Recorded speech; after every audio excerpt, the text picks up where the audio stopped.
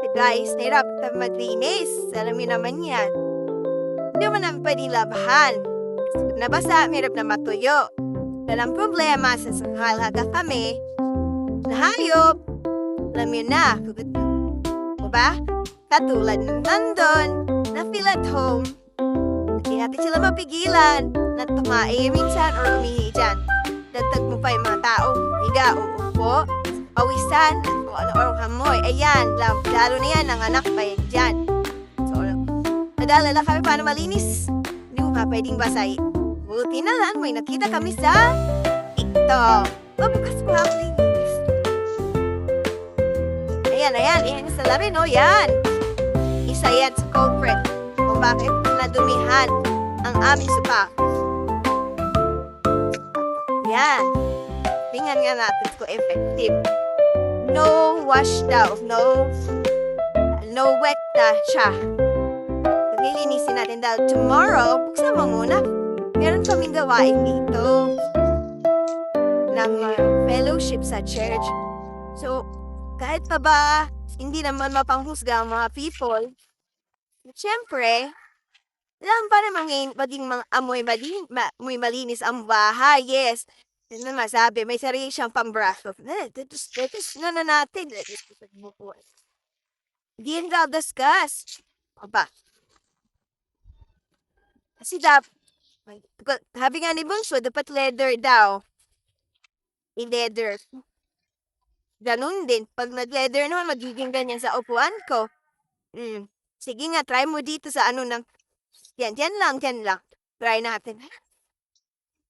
At hanggat may araw pa na pwede nating alugin mo muna. So, dahil nang ginagawa lang. Oh. Sige nga. Try natin na spray mo. Tingnan natin ang katotoang magic, sabi. Spray. Ay. Oh, sige. Brush. Ay, oo nga. Kung sa tuwing nagda-dry. Sige. Hindi kalma.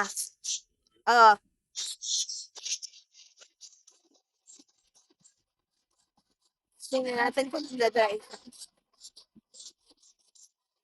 Gami niya. Uy, mabango. Amoy lemon. Totoo nga. Tas makikita niyo naman kung sa siyang natutuyo. Sana sabi siguro sa isa kasi hindi kaya mahangin. Tingnan nga natin. So, ayan until sirabing dia. Di brush na lang, toothbrush na hindi gamit. Yun na lang, medyo matigas. Nag-aalala, magiging mahul ba? Hindi Tingnan natin, pag natuyo, ayan siya, unti-unti. Ito nga, natutuyo na ng unti, ayan. So, totoo guys, baba mo siya.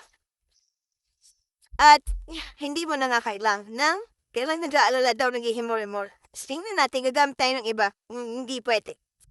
Kasi, medyo matigas talaga siya. Kaso, ang worry namin, yung isang ganito niya, baka sa isang upuan lang. Tingnan na siya yung pupustot ko yan. Hindi kailangan ma-spread open. Na kung saan siya natutuyo. At mabango siya. Pero paarawan pa rin natin mamaya. So yun lang guys. Subukan nyo din. For me, okay na to. Kaysa basain ko yung sopa ko. Dahil di talaga ito matutuyo. Sigurado lalo ngayon hapon na. Kung nilinisin babarshin namin ito ng sabon. At we know, yung pagka binabago sa ang isang tela, di ba yung parang may iitim-itim sa paligid pag natutuyo. So, para saan, okay na yan.